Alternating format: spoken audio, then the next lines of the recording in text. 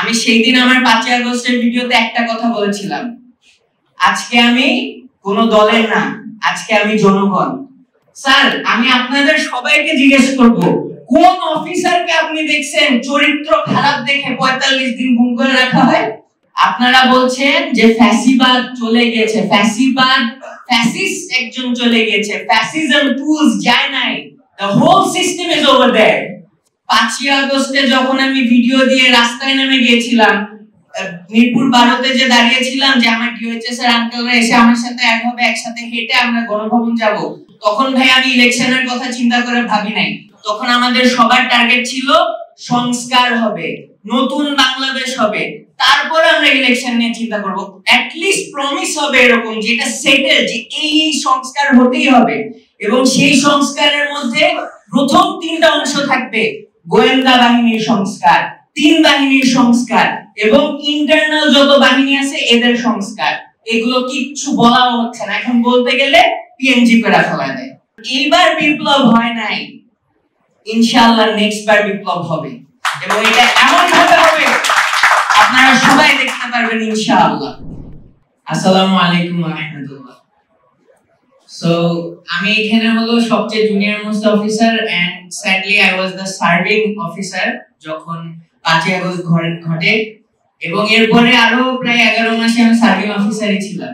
Sadly এই বছর আমি নট সার্ভিং অফিসার। আচ্ছা, এবার আসি আমার কি কি ঘটনার কারণে আমি নট সার্ভিং অফিসার, কি কি বলা হয় এবং কি কি আসলে ঘটেছে।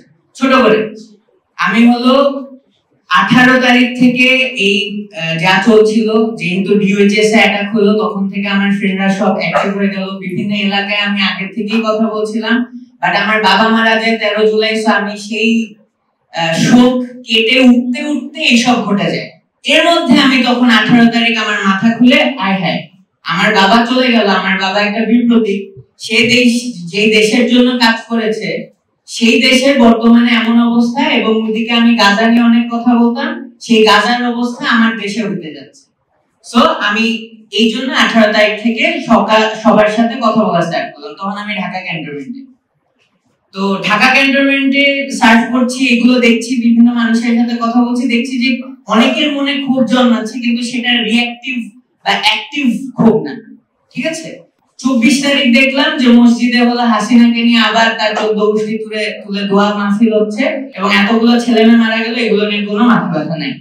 27 তারিখ 28 তারিখ আমাদের কোর্সমেট গ্রুপের মধ্যে কথা হচ্ছে যে মোহাম্মদপুরে ফায়ারিং হয়েছে, যেটার এখন পর্যন্ত ইভেন আপনার বিভিন্ন দলের সাথে, বিভিন্ন জার্নালিস্টের সাথে মিলে দেখানো হচ্ছে যে আর্মি কখনো ফায়ারিং করেনি, আর্মি হলো ধোয়া তুলসী পাতা।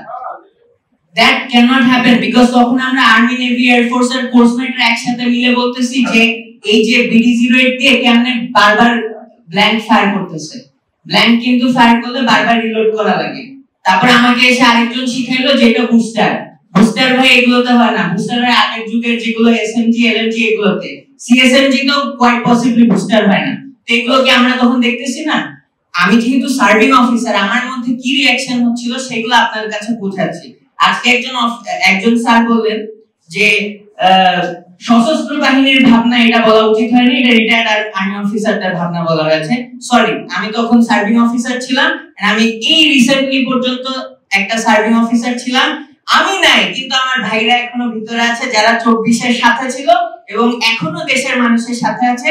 স্যাডলি সিনিয়রদের মধ্যে বেশি মানুষ তাদের সাথে নাই, কিন্তু যারা আছে তারা আছে। এবং এই যে কচু খেতি যারা আছে, কচু খেতির মধ্যে ভালো টিকটিকি খারাপ টিকটিকি সবই আছে, এর মধ্যে ভালো টিকটিকিরা সীমিত হলো আমাদের সাথে আছে। সেখান থেকে আমি আবার কিছু গল্প জানতে পারলাম রিসেন্টলি, যেটাকে বলতে পারেন যে রিসেন্ট যেসব খেলা, এগুলো আমি খুব সামারি বলতেছি আপনাদেরকে। যে রিসেন্টলি হলো স্পেনকে রন্ডেভিউ পয়েন্ট বানানো হলো 2টা দলের জন্য। সেখানে কচু খেতির হেড গেল, আরেকজন গেল, যে ফেরত আসলো, এসে মৌলবাদীর খেলা শুরু হয়ে গেল। বুঝতে পেরেছেন? তো এগুলো খেলা কিন্তু চলতেছে এবং আমরা কিন্তু শুনতেছি। এবং আমরা কারা?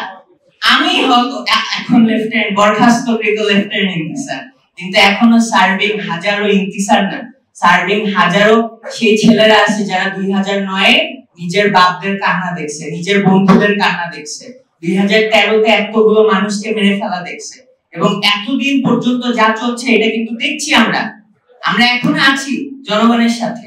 এবার ফাইনাল কিছু কথা, এখানে অনেক কথা হলো, কেন জানি বোঝানোর চেষ্টা হচ্ছে যে একটা ইলেকশন হইলে সব সলিউশন হয়ে যাবে। ভাই 5ই আগস্টে যখন আমি ভিডিও দিয়ে রাস্তায় নেমে গিয়েছিলাম, মিরপুর 12তে যে দাঁড়িয়েছিলাম যে আমার ডিওএইচএস এর আঙ্কেলরা এসে আমার সাথে অ্যাড হবে, একসাথে হেঁটে আমরা গণভবন যাব, তখন ভাই আমি ইলেকশনের কথা চিন্তা করে ভাবি নাই। তখন আমাদের সবার টার্গেট ছিল সংস্কার হবে, নতুন বাংলাদেশ হবে, তারপর আমরা ইলেকশন নিয়ে চিন্তা করব। অ্যাট লিস্ট প্রমিস হবে এরকম যেটা সেটেল, যে এই সংস্কার হতেই হবে।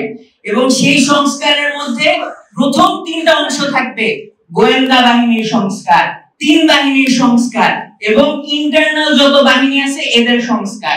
এগুলো কিচ্ছু বলা হচ্ছে না, এখন বলতে গেলে পিএনজি করে ফেলা দেয়, বলতে গেলে বরখাস্তকৃত করে ফেলা দেয়।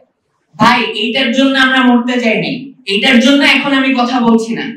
তার মানে কি আপনারা বলছেন যে ফ্যাসিবাদ চলে গেছে, ফ্যাসিস্ট একজন চলে গেছে, ফ্যাসিজম টুলস যায় নাই, the whole system is over there, কিচ্ছু যায় নাই। যেই সারি আপনি চিন্তা করেন, আপনারা আমি হয়তো 3 বাহিনীর চিফের এগেইনস্টে কথা না বলি, বাট ধরেন 3 বাহিনীর চিফ যে বসে আছে, তারা যখন চিফ হয়েছে তাদের শাখা প্রশাখা কিন্তু সবই আছে। এরকম আপনার যে প্রেসিডেন্ট বসে আছে তারও শাখা প্রশাখা সবই আছে। প্রেসিডেন্ট কোন দলের প্রেসিডেন্ট ছিল? হাসিনার আন্ডারের প্রেসিডেন্ট ছিল, তো তার কি শাখা প্রশাখা নাই? তার শাখা প্রশাখা এখনো অ্যাক্টিভ। এবং যেসব অফিসারের এখন পর্যন্ত কোনো বিচার হয় নাই, যারা মোহাম্মদপুরের ঘটনা ঘটাইলো, মেজর সাদিক সাহেব, তারপরে এত এই যে আবার ক্যারেক্টারলেস একটা জিনিস ধরা পড়েছে, এগুলোর কোনো ইস্যু আসতেছে না। আপনি চিন্তা করেন, আমাকে বের করলো 18 মে, বের করার পর বললো, চিন্তা করেন 45 দিন গুম করে রাখছে আমাকে 5ই আগস্টের পর 7 তারিখ অ্যারেস্ট করে, তারপর ছাড়লো, বললো চুপ করো, তোমার সব ভিডিও আমরা রিমুভ করে, তোমার সব ভিডিও তুমি রিমুভ করে দাও, বলা যে তোমার এটা বাচ্চাপনা ছিল, ইম্যাচুরিটি ছিল, যেরকম বলার চেষ্টা করতেছে সবাইকে নিয়ে। যখন আমি করিনি, তারপর 18 মে আমাকে বের করলো, এরপর শুরু করলো আমার চরিত্র হরণ।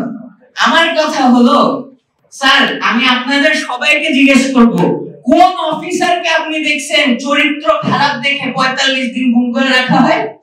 কোন অফিসারকে আপনি দেখছেন যে চরিত্র খারাপ, তাকে 45 দিন গুম করে রেখে আবার 10 মাস চাকরি করে তারপর বাইর করছে?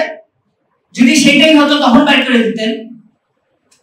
The whole problem is when an officer, একটা অফিসার যদি খারাপ সিস্টেমের বিরুদ্ধে কথা বলে, আপার সিস্টেমের বিরুদ্ধে কথা বলে, তখন তার ক্যারেক্টার খারাপ, তখন সে দেশদ্রোহী।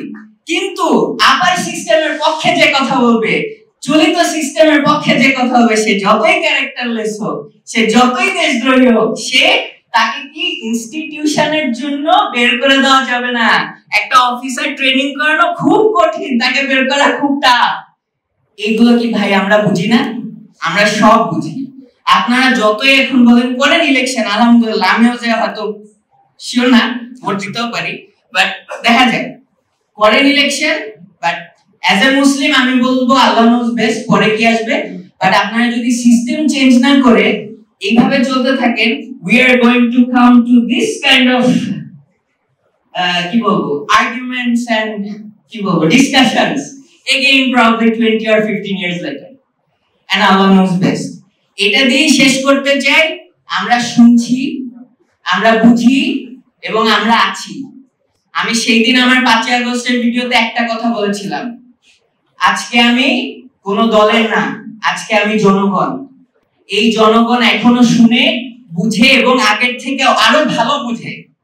এদেরকে এইভাবে খেলায়েন না, মুলা খাওয়ায়েন না, কারণ এইবার বিপ্লব হয় নাই, ইনশাআল্লাহ নেক্সট বার বিপ্লব হবে, এবং এটা এমন ভাবে হবে আপনারা সবাই দেখতে পারবেন ইনশাআল্লাহ। তাই দেখে আমরা একদম ফাইনাল কথা বলবো, দিল্লি না, পিন্ডি না, পশ্চিমও না, মনে রাখেন শুধুই বাংলাদেশ এন্ড বাংলাদেশ। আসসালামু আলাইকুম। এখন